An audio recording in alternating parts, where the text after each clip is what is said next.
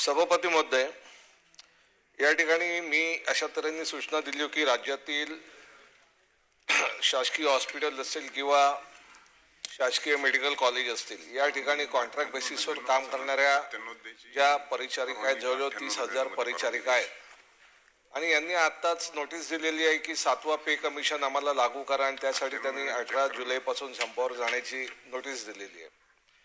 ही एक माझी सूचना होती. त्या अनुषंगाने शासनाने दखल घ्यावी एक सूचना होती. आणि त्याच्या सोबत सध्या आपल्याकडे राज्यातील वैद्यकीय महारुग्णालयांमध्ये परिचारिकांची जवळजवळ 50% पोस्ट ह्या रिकाम्या आहेत, जागा खाली आहेत.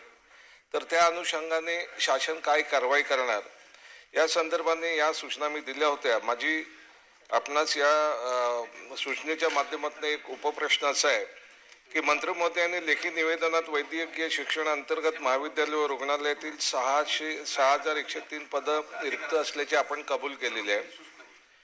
तर ही रिक्त पदं भरण्याच्या संदर्भाने आपण कालबद्ध कार्यक्रम आखणार का? नंबर 1.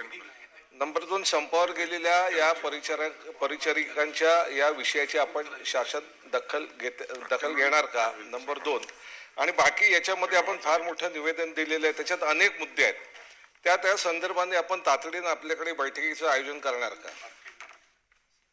सभापती महोदय, सन्मान्य सदस्यांनी जी सूचना या ठिकाणी मांडली आहे त्या सूचनेप्रमाणे विचारल्याप्रमाणे आपण इथे सांगितलं सुद्धा आहे की वैद्यकीय शिक्षण विभागाअंतर्गत 6,300 ह्या जागा रिक्त आहेत आणि त्या रिक्त जागा भरण्यासाठी विभागाच्या संचालकांनी बिंदू नामावलीची प्रक्रिया सुरू आहे आणि ती बिंदू नामावलीची प्रक्रिया पूर्ण झाल्यानंतर आपण ही भरती करणार आहोत. लवकरात लवकर ही सुद्धा भरती होऊन जाईल आणि सार्वजनिक आरोग्य विभागाचे सुद्धा जे 2064 ह्या जागा रिक्त आहेत त्या सुद्धा एक कालबद्ध कार्यक्रम आखून त्या पण आपण भरून घेऊ.